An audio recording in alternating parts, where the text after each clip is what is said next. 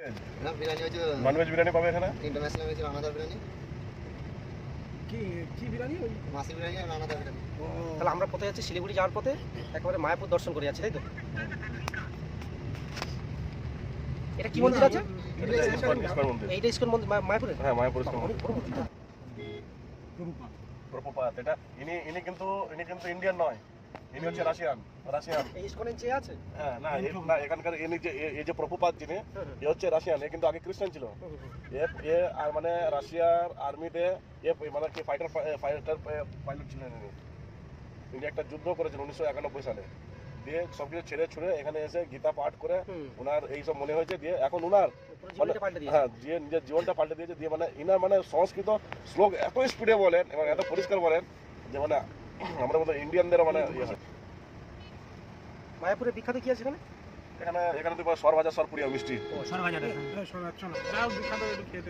সর ভাজা সর পুরিয়া, সর ভাজা সর পুরিয়া এই মিষ্টিটা খুব বিখ্যাত এখানকার।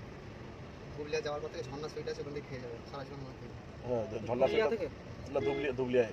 ওটা এটা তাহলে কি নদিয়া ডিস্ট্রিক্ট পড়ছে? হ্যাঁ, এটা নদিয়া। এই নদিয়াটা পার হলেই তুমি মোটামুটি তার মানে আমরা সবে এক সাইডেই যাচ্ছি, আমরা একটা সাইড দিয়েই যাচ্ছি। না আমরা একদম মেইন রোড এটা। আমরা এখন নবদ্বীপ এখনো ঢুকিনি, কিন্তু নদীর ওপারে। নদীর ওপারে নবদ্বীপ পড়ছে। ওখানে আরো বড়। এটা হচ্ছে মায়াপুর, ওটা হচ্ছে নবদ্বীপ। লঞ্চে উঠলে ওপারে নবদ্বীপ।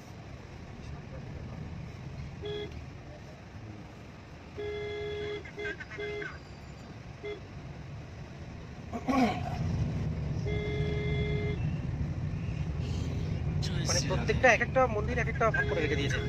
কি বাবা আস্তে, এটা কি সেই চৈতন্য মঠ? হ্যাঁ, নিমপিটের মতো সব তৈরি করেছে। বড় নিমপিট তো একটুখানি ছোট জায়গার মধ্যে করে রেখেছে না। ওসে তাহলে এটা ঘাটের নাম কি? আমরা কোথায় আসলাম? মায়াপুর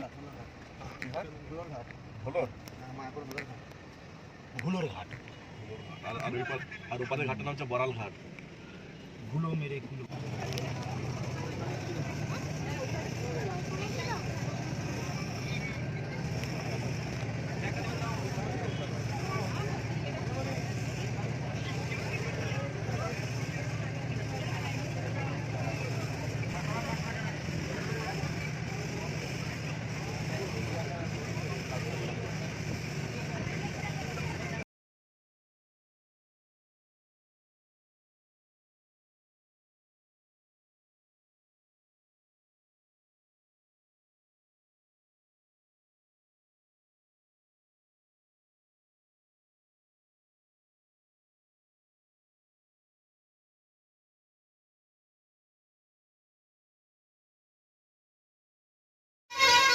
এটা বেজিস করেন